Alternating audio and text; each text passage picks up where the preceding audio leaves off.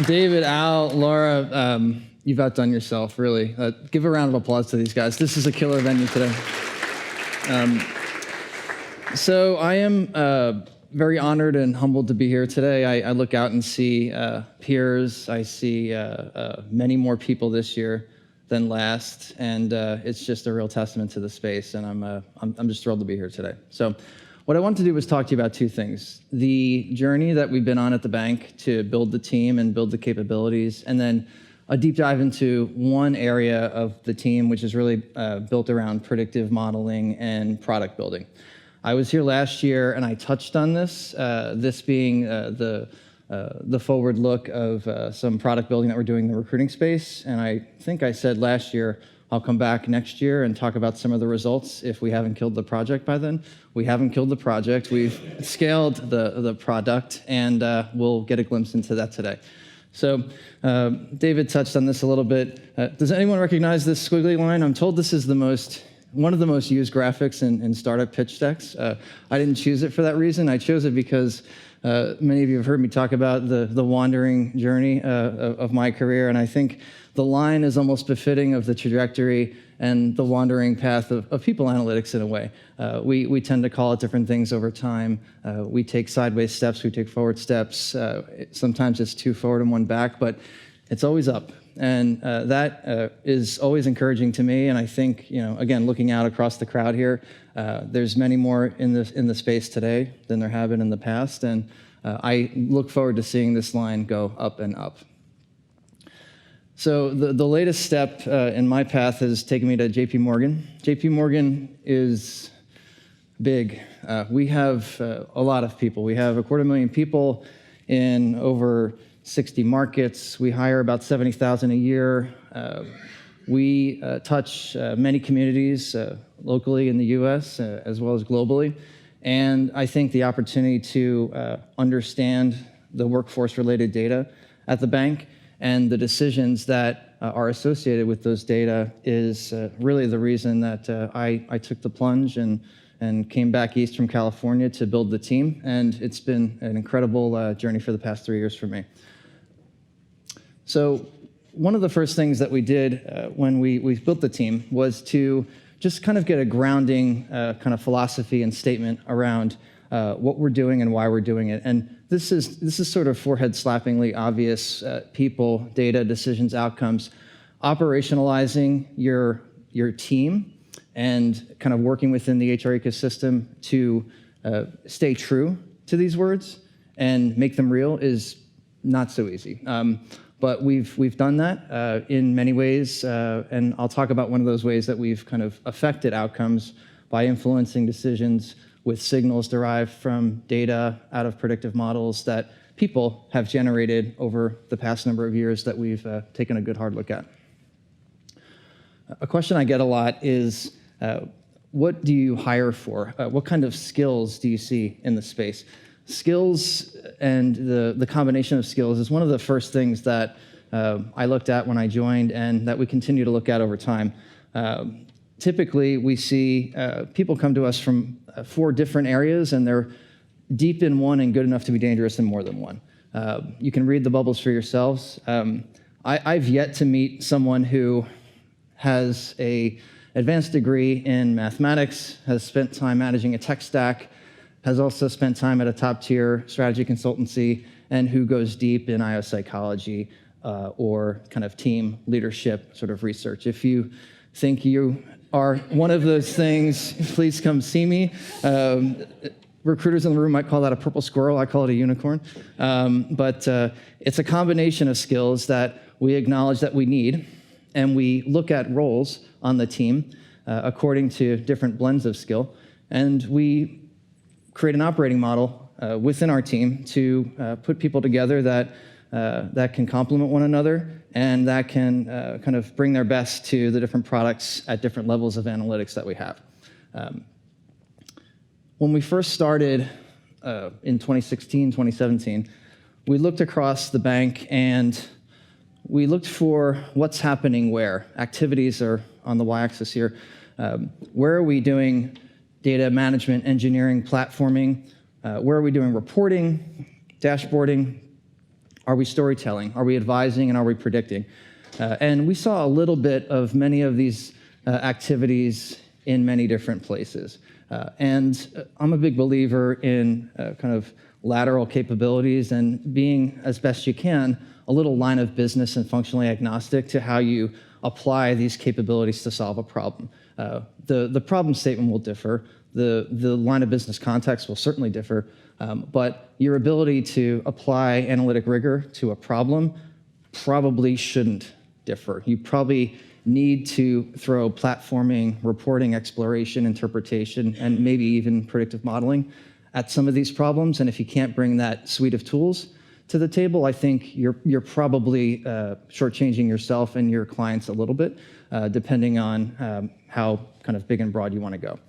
So we sought to centralize people, skills, and teams according to these capabilities, and we built teams around them. So the foundation is, as you might expect, really around data engineering, platforming, securing, hosting your data, keying into our data strategy, partnering with our workforce technology team to build the platforms to centralize, ingest data in a lake, create the right kind of security permissions, and to make sure that our roadmap is comporting, you might say, with the workforce technology and broader corporate technology roadmap.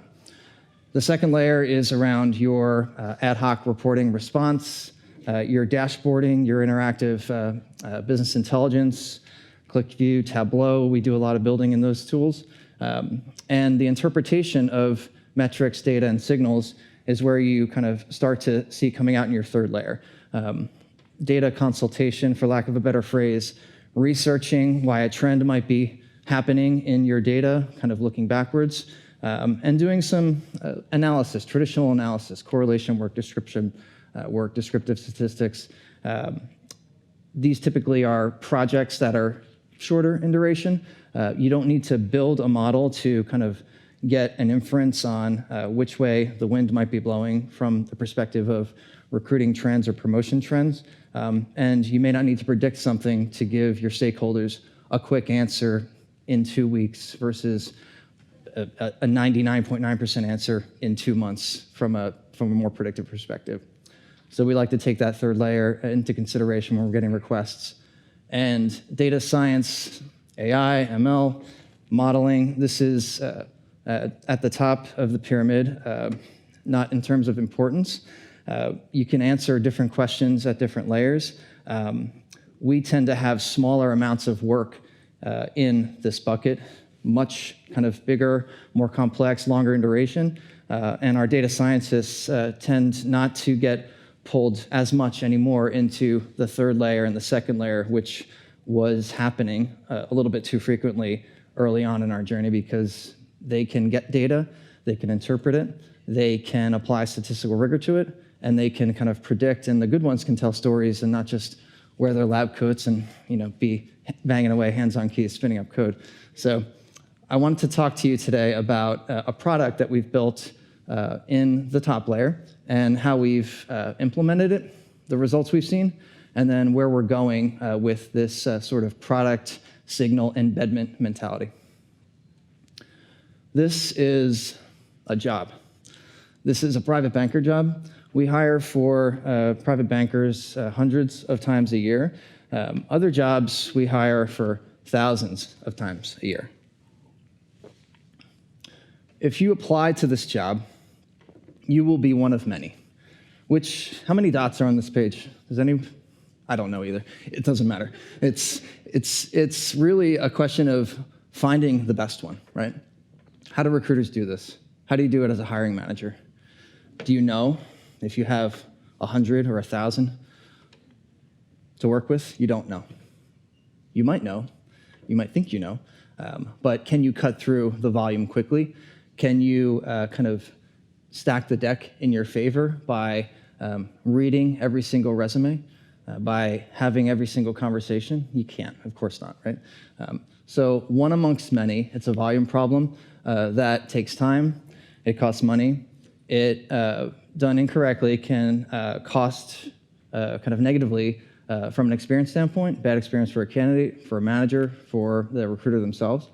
And what we wanted to do was answer kind of the question around how to find high-quality people quickly.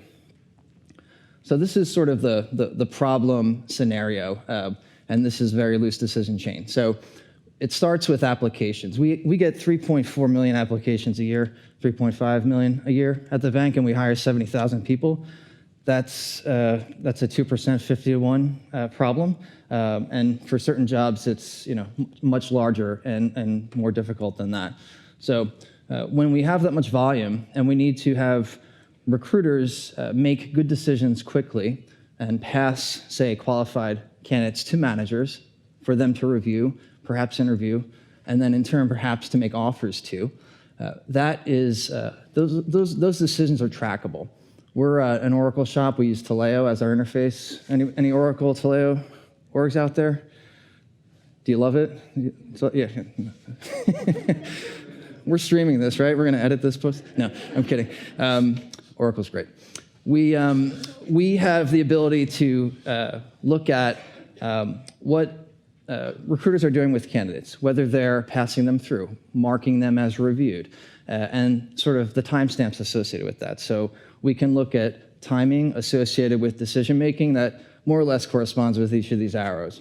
And we can also look through, from beginning to end, the conversion rates of candidates and whether they stay with the org.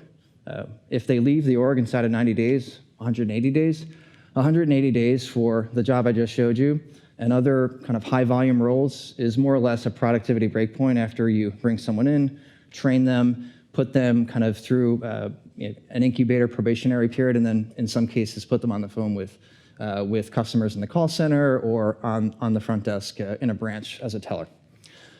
So this is the question. We contracted with our global head of recruiting, the HR leadership team on this question, and a few minutes ago we talked about kind of near-term and longer-term prioritization.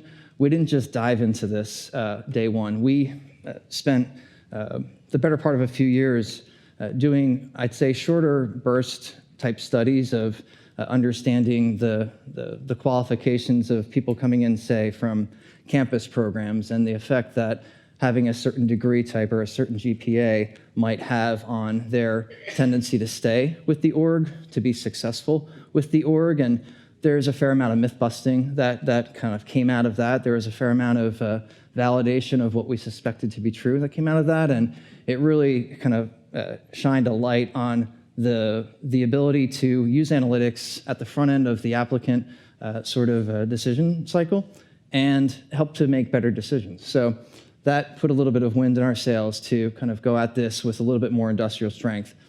And what we did was we built a number of models, machine learning models. We do this on a job-by-job basis. So we look at high-volume jobs that we tend to hire a lot of people into, and in some cases, jobs that have churn that is perhaps somewhere between to be expected and not so great. So high volume, high churn is more or less our starting point to look at jobs that are always in demand, that are right at the core of our business operating model, and that we think we can make an effect on with analytics.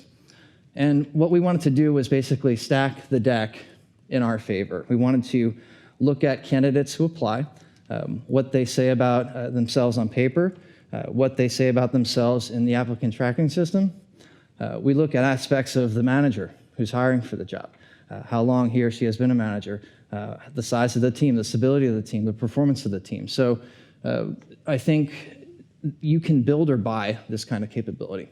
We built ours because we believe that not only can we use the data that's coming in from applicants, but we know a lot contextually about the teams that they're joining and what's going on with those teams in ways that other vendors who have different types of data assets that they bring to bear don't have. So we chose to build this, and we built models by looking at 2.5, 3 years of historical data.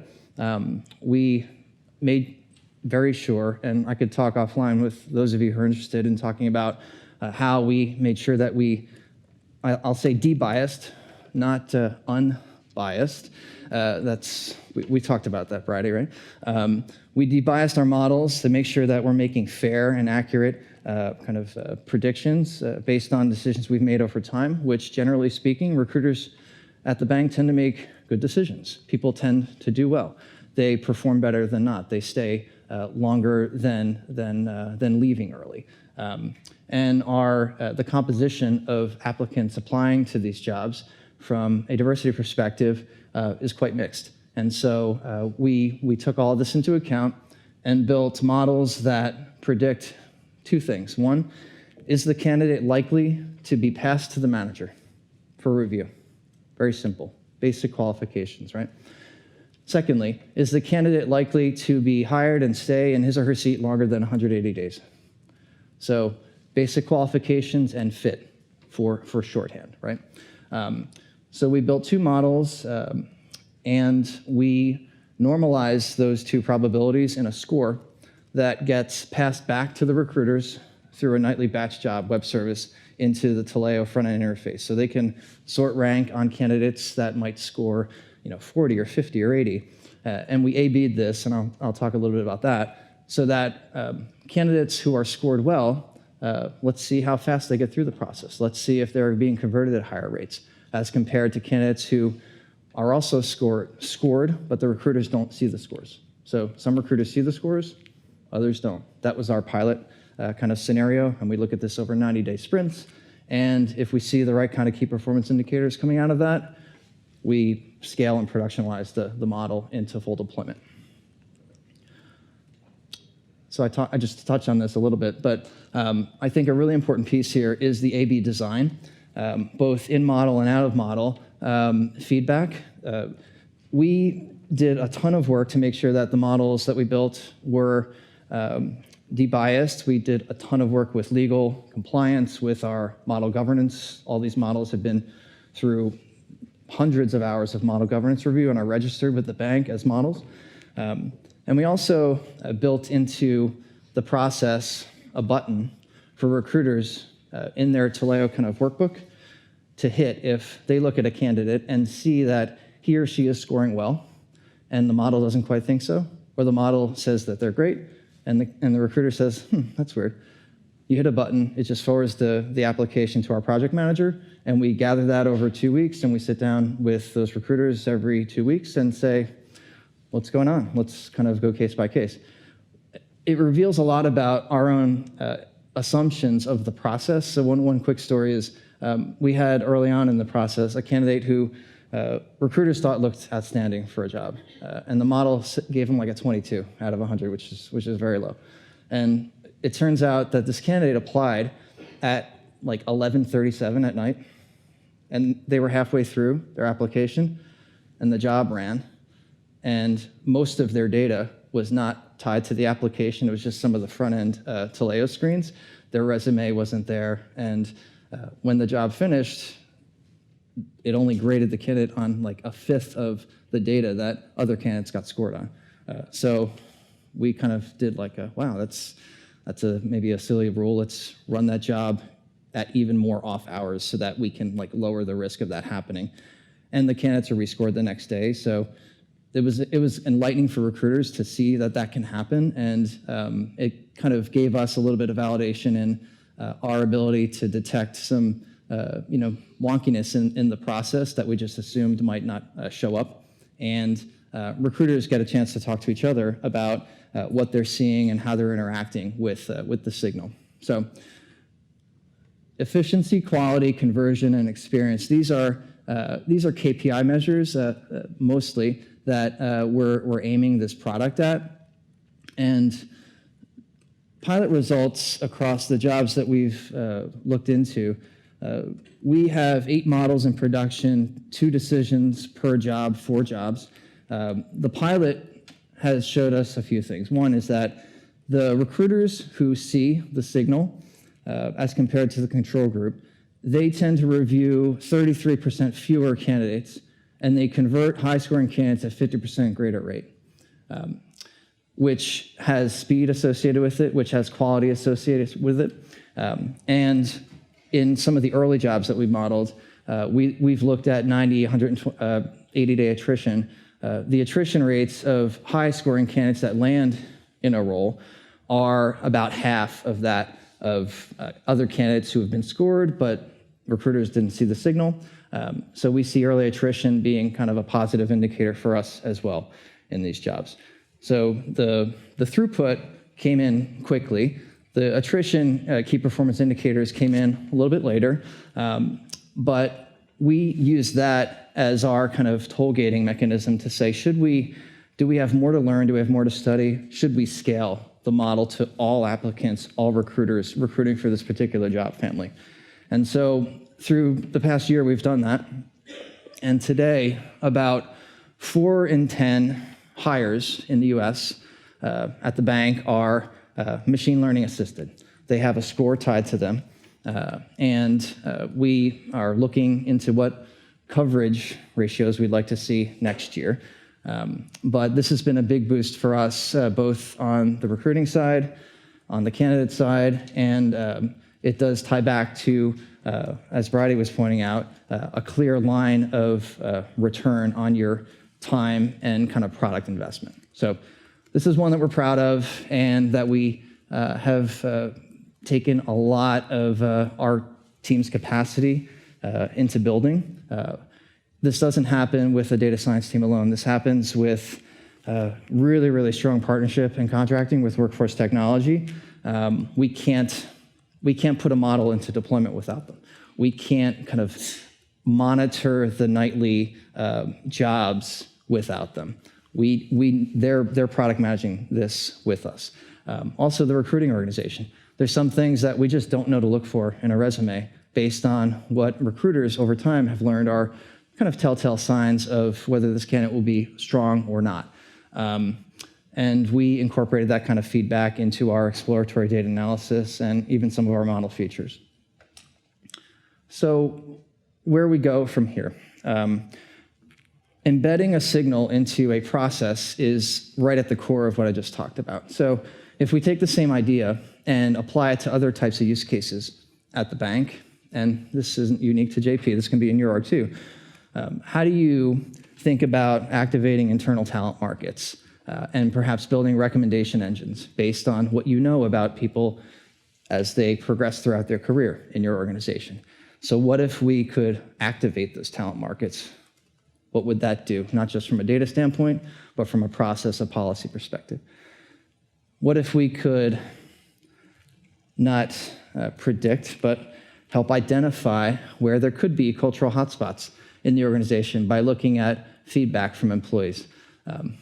This is not continuous listening, but there are listening posts that you probably could and should look at if you have natural language processing capabilities on your data science team. Many orgs do this today. I think the question becomes, like, what do you do when you see something that is a bit of an anomaly in a group as compared to their typical pattern over time? How does that work with HR business partners? How does that work with ER, with legal, et cetera? And the third one here, what if we could identify communication and behavioral tendencies amongst our best managers? I realized as Brady was asking for BS items, I said, let's predict who the great managers will be. This is not that. This is, I think, a shift towards data that is all around us, that people give off when they come to the bank, when they come to work, when they badge in, when they write an email to someone, when they make a phone call to someone. We don't want to know who they're with, what they're saying. We do want to know that perhaps 400 people from different parts of the world are near each other for a certain amount of time, and then you all will go away and do your own thing. Some of you will stay connected. Some of you stay connected more than others. Are you nodes in the network? Does that have anything to do with career trajectory? As a question. Al, maybe that's a meta study you guys want to do on PAFOW going forward. But we believe that there's a really, really strong ecosystem of informal communication that doesn't show up on an org chart that you can draw inference from and perhaps correlate to outcomes that we do care about. Promotion, leadership, training, staying in your seat attrition, et cetera. So there's a whole host of use cases that we're starting to frame up, and the point isn't to just frame them up because we think they're interesting. The point is to ask what if. And some of you heard me say this before. One of the best questions I know of to kind of decide on going down one path or another with your data science and your product aspirations is, not what might be interesting, but what would you do differently if you knew the answer? Would you actually materially change a process, a policy, a procedure? Would it affect the way a role operates, the way that people are incented or rewarded?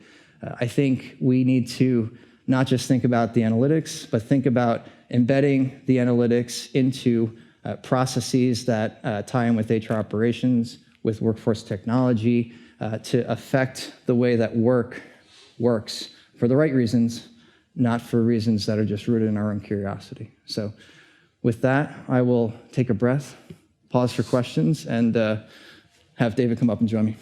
Well, you get a round of applause first.